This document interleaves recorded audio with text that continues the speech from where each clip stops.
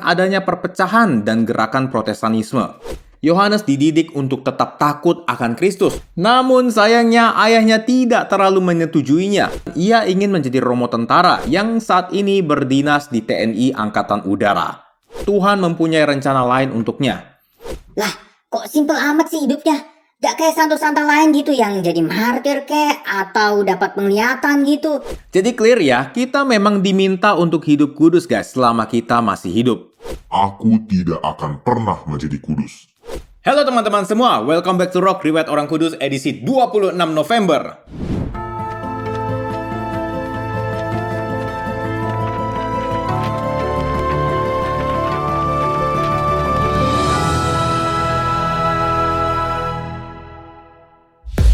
Hari ini kita akan membahas riwayat dari Santo Johannes Beckmans, pelindung putra-putri altar. Sebelum kita mulai, jangan lupa like, subscribe, dan share dulu video ini supaya semakin banyak orang dapat hidup kudus lewat teladan para Santo Santa. Oke, tanpa berlama-lama lagi, mari kita mulai! Cerita berawal di kota Diez, Belgia, sekitar akhir abad ke-16. Zaman ini adalah zaman di mana gereja kembali menghadapi ujian dengan adanya perpecahan dan gerakan Protestanisme. Situasi politik keruh dan timbul perang agama secara langsung maupun tidak langsung antara Protestan dan Katolik. Pada masa ini, hiduplah seorang suami istri pembuat sepatu bernama John Charles dan Elizabeth Beckmans.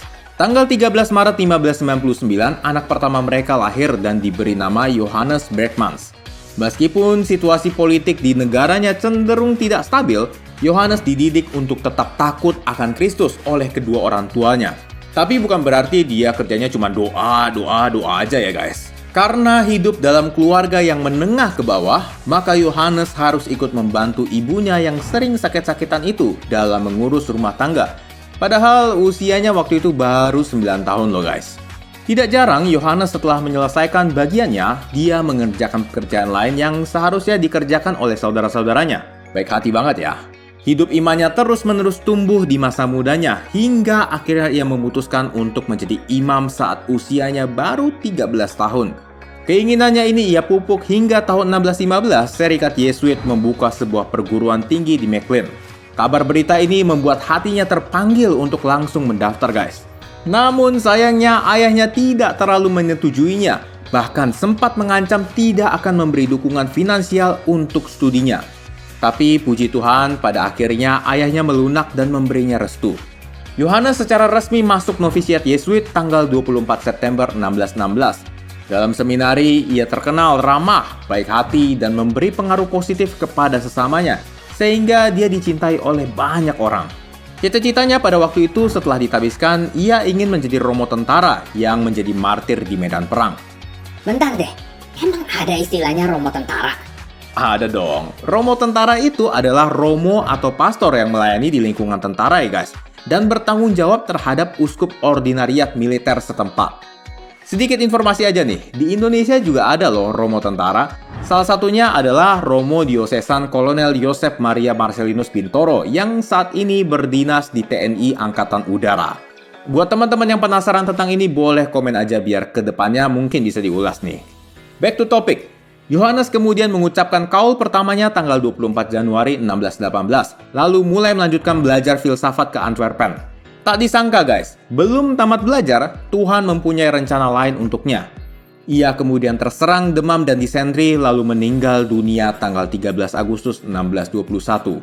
Ia kemudian dibeatifikasi oleh Paus Pius ke-9 tahun 1865 dan dikanonisasi oleh Paus Leo ke-13 tahun 1888. Nah teman-teman, mungkin setelah mendengar kisah Santo Johannes Beckmans, banyak yang berpikir, Lah, kok simpel amat sih hidupnya? Gak kayak santo-santo lain gitu yang jadi martir kek atau dapat penglihatan gitu, atau stigmata gitu loh. ya memang bisa dibilang begitu sih guys. Riwayat hidupnya cukup singkat dan tidak ada mukjizat yang ia lakukan selama hidupnya.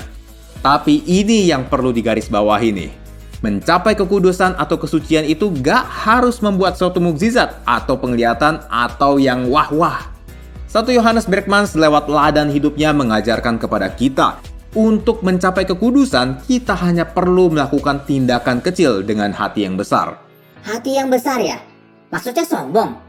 Bukan guys, bukan besar hati yang maksudnya sombong ya, tapi hati yang besar itu maksudnya adalah Ya kita melakukan tindakan-tindakan kecil dengan sukacita dan ketulusan hati setiap harinya.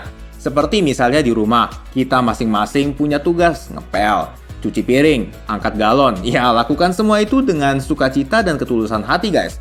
Simple kan? Iya sih.